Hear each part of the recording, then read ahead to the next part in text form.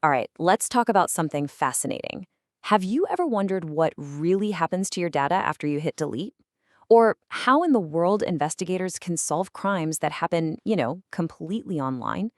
Well, that's where we're diving in today. It's the world of computer forensics, basically a digital detective story where every single byte can tell a tale. And we're going to pull back the curtain and see exactly how it works. Okay, so I want you to think about the very last file you deleted. You probably dragged it to the trash, hit empty, and then you just kind of assumed it was gone forever, right? Well, here's the thing. It's almost certainly not. And that simple fact, that's pretty much the entire reason the field of computer forensics even exists. So what is computer forensics, really? Well, at its heart, it's the science of treating digital information exactly like a physical crime scene. We're not just talking about finding some smoking gun file. Nope. It's all about meticulously, carefully preserving every single digital fingerprints so that the evidence actually holds up in a court of law. That last part is absolutely key. Yeah, so forget the yellow tape and the chalk outlines you see in movies. Today's crime scene, it can be spread out all over the place, across hard drives, tangled up in networks, and yeah, even on the phone that's right there in your pocket. So the big question is, where do these digital detectives even start looking for clues? Well, first up, you've got disk forensics. This is the classic, the real foundation of the field. Think of it like getting a search warrant, but for a digital house. Investigators will make a perfect bit-by-bit copy of a hard drive or a USB stick, and then they search everything. And I mean everything, even the parts that look totally empty, because that's often where the best hidden clues are. Okay, but what happens when the clues aren't just sitting on a device, but they're actually on the move, zipping between them? That's where network forensics comes in. You can think of it like a digital wiretap. Investigators are literally watching all the data flowing in and out of a network to trace a hacker's path or figure out exactly what was stolen during a data breach. And then, of course, there's the big one, the most personal crime scene of all. It's usually the smartphone in our pocket.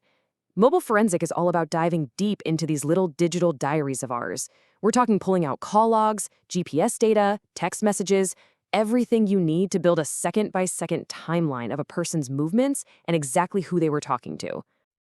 And even with all the instant messaging we do, you'd be surprised how often classic email is still a total goldmine for investigators. With email forensics, they can do some pretty amazing things, like unmask a sender's real identity, spot a clever forgery, and even recover emails that someone thought they'd permanently erased. It's powerful stuff. Okay, so you've got all these potential clues scattered across who knows how many devices. How on earth do investigators make sure their findings are actually reliable and, more importantly, admissible in court? Well, they do it by following a super strict, methodical process. This isn't guesswork, not at all. It's a science. The whole investigation really boils down to 4 critical phases. It all starts with identification. That just means locating every single possible source of digital evidence. We're talking laptops, cloud accounts, you name it. Next up is collection, where they acquire all that data without changing a single bit. Then comes the real detective work, examination and analysis. This is the deep dive, sifting through mountains of data to find what matters. And finally, everything gets documented in a clear, concise report that's ready for the courtroom. You have to nail every single step to build a case that can't be torn apart. Now, here's one of the golden rules of digital forensics. You never, ever work on the original evidence. Ever. Instead, investigators create what's called a forensic image. Just think of it as a perfect bit-for-bit clone of the original drive. All the analysis, all the digging around, it all happens on this copy. This leaves the original data completely pristine and untouched, exactly as it was found. So how do you prove in court that this digital evidence hasn't been messed with? That's where something called the chain of custody comes in, and it is absolutely critical. This is basically the legal backbone of the whole operation. It's a super detailed log that tracks who handled the evidence, when they handled it, and exactly what they did. If there's even one broken link in that chain, poof, the entire case could get thrown out. All right, to actually uncover all these hidden clues, these digital detectives can't just use standard software. They rely on a highly specialized toolkit of programs and techniques. And trust me, this is not the kind of stuff you're going to find on your average laptop. Let me give you 2 examples of just how powerful these techniques are. On one hand, you have deleted file recovery. This is kind of like digital archaeology, where you're sifting through what looks like empty space on a disk to find clues someone tried to bury. But then, on the other hand, you've got something called live memory analysis. This is totally different. It's about capturing a snapshot of a computer's active memory, the RAM, to see exactly what a user or maybe even malware was doing at a specific moment in time. And what tools are they using to pull this off? Well, here are a few of the big ones. You've got Autopsy, which is an absolute powerhouse for analyzing those forensic disk images we talked about. For anything network-related, Wireshark is the go-to tool for capturing and dissecting internet traffic.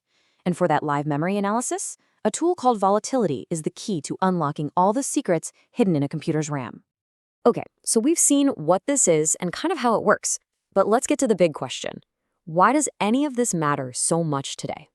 Well, the truth is, the impact is absolutely massive, and it touches pretty much every part of modern life. And look, this isn't just a tool for law enforcement chasing down bad guys.